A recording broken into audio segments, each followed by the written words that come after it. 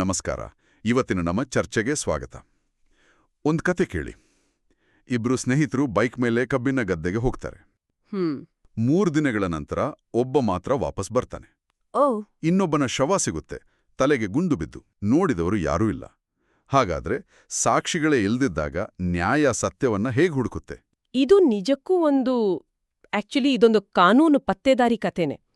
ಇಲ್ಲಿ 2 ವಿಷಯಗಳ ನಡುವೆ ನೇರ ಸಂಘರ್ಷ ಇದೆ. ಯಾವುದದು? ಒಂದು ಕೊನೆಯದಾಗಿ ಒಟ್ಟಿಗೆ ಕಂಡ ಸಿದ್ಧಾಂತ, ಇನ್ನೊಂದು ನಡುವೆ 3 ದಿನ ಗ್ಯಾಪ್ ಇತ್ತು ಅನ್ನೋ ಆರೋಪಿ ಪರವಾದ. ಸೊ ಚೇತನ್ ವಿರುದ್ಧ ಕರ್ನಾಟಕ ರಾಜ್ಯ ಪ್ರಕರಣದ ಬಗ್ಗೆ ನಾವು ಮಾತಾಡ್ತಾ ಇದೀವಿ. ಹೌದು. ಸಾಕ್ಷಿಗಳೇ ಇಲ್ದಿದ್ರೂ ನ್ಯಾಯಾಲಯ ಹೇಗೆ ಒಂದೊಂದೇ ಕೊಂಡಿಯನ್ನ ಬೆಸೆದು ಒಂದು ತೀರ್ಮಾನಕ್ಕೆ ಬಂತು ಅನ್ನೋದನ್ನೇ ಇವತ್ತು ನೋಡೋಣ. ಹಾಗಿದ್ರೆ ಈ ಕೇಸ್ನ ಹಿನ್ನೆಲೆ ಏನು? ವಿಷಯ ಶುರುವಾಗಿದ್ದೆಲ್ಲಿಂದ? ತುಂಬಾ ಸಣ್ಣ ಕಾರಣ. ಕೇವಲ 4,000 ರೂಪಾಯಿ ಸಾಲ. ಅಷ್ಟೇನಾ? ಹೌದು. ವಿಕ್ರಮ್ ಅಂದ್ರೆ ಮೃತಪಟ್ಟವನು ಚೇತನ್ಗೆ ಸಾಲ ವಾಪಸ್ ಕೊಟ್ಟಿರ್ಲಿಲ್ಲ. ಕೇಳಿದ್ದಕ್ಕೆ ಅವಮಾನ ಕೂಡ ಮಾಡಿದ್ದ. ಅದೇ ಸಿಟ್ಟಲ್ಲಿ ಚೇತನ್ ಬೇಟೆಗೆ ಹೋಗೋಣ ಬಾ ಅಂತ ಸುಳ್ಳು ಹೇಳಿ ಒಂದು ಅಕ್ರಮ ಬಂದೂಕಿಟ್ಕೊಂಡು ವಿಕ್ರಮ್ನ ಕರ್ಕೊಂಡು ಹೋಗ್ತಾನೆ.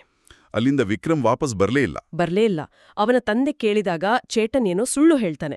ಆಮೇಲೆ ತಲೆ ಮರೆಸ್ಕೊಂಡು ಬಿಡ್ತಾನೆ. ಇಲ್ಲಿ ಆರೋಪಿ ಪರ ವಕೀಲರ ವಾದ ತುಂಬಾ ಸ್ಟ್ರಾಂಗ್ ಆಗಿತ್ತು ಅಂತ ಕೇಳಿದ್ದೆ. ಖಂಡಿತ. ಅವ್ರು ಹೇಳಿದ್ದು ಒಂದೇ ಪಾಯಿಂಟ್. ಅವರಿಬ್ರು ಒಟ್ಟಿಗೆ ಕಾಣಿಸ್ಕೊಂಡು 3 ದಿನ ಆಗಿದೆ.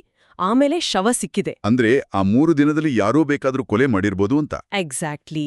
ಇದೊಂದು ದೊಡ್ಡ ಅನುಮಾನ. ಇದರ ಲಾಭ ಆರೋಪಿಗೆ ಸಿಗ್ಬೇಕು ಅಂತ ಅವ್ರ ವಾದ. ಹಾಗಾದ್ರೆ ಈ 3 ದಿನಗಳ ಗ್ಯಾಪ್ ಅನ್ನೋ ವಾದವನ್ನ ಪ್ರಾಸಿಕ್ಯೂಷನ್ ಮುರಿದಿದ್ದು ಹೇಗೆ? ಅಲ್ಲೇ ನೋಡಿ ಸೈನ್ಸ್ ಎಂಟ್ರಿ ಆಗೋದು, ವಿಜ್ಞಾನದ ಸಹಾಯದಿಂದ. ಫೋರೆನ್ಸಿಕ್ಸ್? ಹೌದು.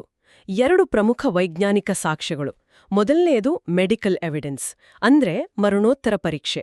Post-mortem report. ಆ ರಿಪೋರ್ಟ್ ಸ್ಪಷ್ಟವಾಗಿ ಹೇಳಿತು ವಿಕ್ರಮ್ ಸತ್ತಿಂದು ಅವರು ಕೊನೆಯ ಬಾರಿಗೆ ಒಟ್ಟಿಗೆ ಕಾಣಿಸಿಕೊಂಡ ರಾತ್ರಿಯೇ ಅಂತ. ಅಂದ್ರೆ ಆ 3 ದಿನಗಳ ಗ್ಯಾಪ್ ಅನ್ನೋ ವಾದಕ್ಕೆ ಮೊದಲನೇ ಪೆಟ್ಟು ಅಲ್ಲಿ ಬಿತ್ತು. ಹೌದು.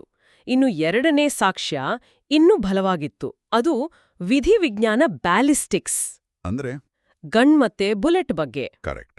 ವಿಕ್ರಮ್ನ ತಲೆಯಿಂದ ಸಿಕ್ಕಿದ ಗುಂಡಿನ ಚೂರುಗಳನ್ನ ಚೇತನ್ ಬಚ್ಚಿಟ್ಟಿದ್ದ ಬಂದೂಕಿನಿಂದ ಹಾರಿಸಿದ ಟೆಸ್ಟ್ ಬುಲೆಟ್ಗೆ ಹೋಲಿಸಿದ್ರು. Result perfect match. ಅಂದ್ರೆ ವಿಕ್ರಮ್ನ ಕೊಂದ ಗುಂಡು ಚೇತನ್ನ ಬಂದೂಕಿನಿಂದಲೇ ಹಾರಿದ್ದು ಅಂತ ವೈಜ್ಞಾನಿಕವಾಗಿ ಸಾಬೀತಾಯ್ತು. ಓಕೆ, ಇದೆಲ್ಲ ಸರಿ.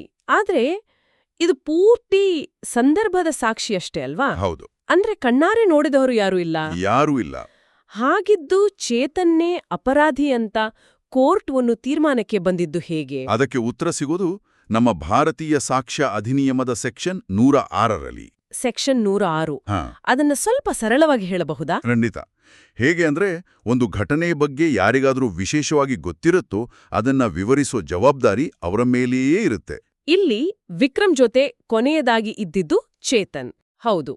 ಹಾಗಾಗಿ ವಿಕ್ರಮ್ಗೆ ಏನಾಯ್ತು ಅಂತ ಹೇಳ್ಬೇಕಾದ ಹೊಣೆ ಚೇತನ್ ಮೇಲಿತ್ತು. ಒಂದ್ ನಿಮಿಷ. ಹಾಗಂತ ಅವನು ಸುಮ್ಮನಿದ್ರೆ ಅದನ್ನೇ ತಪ್ಪಂತ ಪರಿಗಣಿಸೋಕಾಗತ್ತಾ? ಒಬ್ಬ ನಿರಪರಾಧಿ ಭಯದಿಂದ ಸುಮ್ಮನಿರ್ಬೋದಲ್ಲ? ಒಳ್ಳೆ ಪ್ರಶ್ನೆ. ಸುಮ್ಮನೆದ ಮಾತ್ರಕ್ಕೆ ಯಾರೂ ಅಪರಾಧಿಯಾಗಲ್ಲ. ಆದ್ರೆ ಚೇತನ್ ಸುಮ್ಮನಿರ್ಲಿಲ್ಲ. ಅವನು ಸುಳ್ಳು ಹೇಳಿದ, ತಲೆ ಮರೆಸ್ಕೊಂಡ. ಈ ನಡವಳಿಕೆ ಇದೆಯಲ್ಲ, ಓಡಿ ಹೋಗೋದು. ಹೌದು. ಅವನ ಮೌನ, ಅವನ ಸುಳ್ಳು, ಅವನು ತಲೆಮರೆಸ್ಕೊಂಡಿದ್ದು, ಇದೆಲ್ಲ ಸೇರಿ ಆ ಸಾಕ್ಷಿಗಳ ಸರಪಳಿಯ ಕೊನೆಯ ಕುಂಡಿಯಾಯ್ತು. ಕೋರ್ಟ್ ಒಂದು ಅದ್ಭುತವಾದ ಮಾತು ಹೇಳುತ್ತೆ. ಮನುಷ್ಯರು ಸುಳ್ಳು ಹೇಳಬಹುದು, ಆದ್ರೆ ಸನ್ನಿವೇಶಗಳು ಸುಳ್ಳು ಹೇಳುವುದಿಲ್ಲ. ಹಾಗಾದ್ರೆ ಅಂತಿಮ ತೀರ್ಪು ಏನಾಯ್ತು? ಸುಪ್ರೀಂ ಕೋರ್ಟ್ ಚೇತನ್ನ ಮೇಲ್ಮನವಿಯನ್ನ ವಜಾಗೊಳಿಸಿತು, ಜೀವಾವಧಿ ಶಿಕ್ಷೆಯನ್ನ ಖಾಯಂಗೊಳಿಸಿತು. ಈ ಇಡೀ ಪ್ರಕರಣದಿಂದ ಜನಸಾಮಾನ್ಯರು ಕಲಿಬೇಕಾದ ಪಾಠ ಏನು? ಪಾಠ ತುಂಬಾ ಸ್ಪಷ್ಟವಾಗಿದೆ. ತನಿಖೆಯಿಂದ ಓಡಿ ಹೋಗುವುದು ಅಥವಾ ಸುಳ್ಳು ಹೇಳುವುದು ಕಾನೂನಿನ ದೃಷ್ಟಿಯಲ್ಲಿ ತಪ್ಪೊಪ್ಪಿಕೊಂಡ ಹಾಗೆ. ಅಂದ್ರೆ ತಪ್ಪು ಮಾಡಿಲ್ಲ ಅಂದ್ರೆ ಧೈರ್ಯವಾಗಿ ತನಿಖೆಯನ್ನ ಎದುರಿಸಬೇಕು. ಖಂಡಿತ. ಈ ಚರ್ಚೆಯ ಕೊನೆಯಲ್ಲಿ ನಮ್ಮ ಕೇಳುಗರು ಯೋಚನೆ ಮಾಡೋಕೆ ಒಂದು ಪ್ರಶ್ನೆ ಬಿಟ್ಟು ಹೋಗೋಣ. ಖಂಡಿತ. ನೋಡಿ, ಒಂದು ಕಡೆ ಪ್ರತ್ಯಕ್ಷದರ್ಶಿಗಳು ಇಲ್ಲದಿದ್ರೂ ಅಪರಾಧಿಯನ್ನ ಶಿಕ್ಷಿಸಲೇಬೇಕು. ಇಲ್ಲದಿದ್ರೆ ಸಮಾಜದಲ್ಲಿ ನ್ಯಾಯದ ಮೇಲೆ ನಂಬಿಕೆ ಹೋಗುತ್ತೆ. ನಿಜ. ಮತ್ತೊಂದು ಕಡೆ ತಪ್ಪು ಹೊತ್ತಲ್ಲಿ ತಪ್ಪು ಜಾಗದಲ್ಲಿದ್ದು ಭಯದಿಂದ ತಪ್ಪು ನಿರ್ಧಾರ ತೆಗೆದುಕೊಂಡ ನಿರಪರಾಧಿಯೊಬ್ಬ ಶಿಕ್ಷೆಗೆ ಗುರಿಯಾಗಬಾರ್ದು. ಈ 2ರ ನಡುವೆ ನಮ್ಮ ನ್ಯಾಯ ವ್ಯವಸ್ಥೆ ಹೇಗೆ ಒಂದು ಸಮತೋಲನವನ್ನ ಕಾಪಾಡಿಕೊಳ್ಬೇಕು? ಇದು ನಿಜಕ್ಕೂ ಯೋಚಿಸಬೇಕಾದ ವಿಷಯ. ಧನ್ಯವಾದಗಳು.